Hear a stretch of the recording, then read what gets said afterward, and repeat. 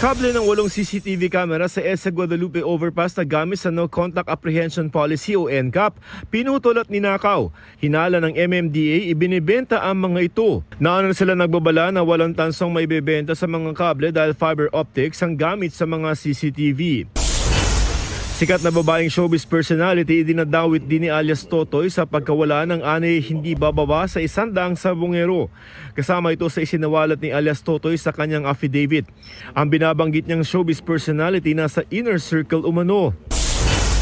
Ngayon, Davao City Police Office Chief Hazel Marantan at 11 pang pulis pinawalang sala ng korte sa kasong multiple murder kaugnay ng engkwentro sa Atimonan, Quezon noong 2013. Ayon sa korte, makatwiran ang ginamit na puwersa ng mga pulis sa insidenteng anilay nasa actual and imminent danger. January 2013, nang masawi ang 13 individual sa barilan sa isang checkpoint ng mga pulis at grupong sangkot umano sa gun for hire. Joseph Morong, nagbabalita para sa GMA Integrated News. Huwag magpahuli sa mga balitang dapat niyong malaman. Mag-subscribe na sa GMA Integrated News sa YouTube.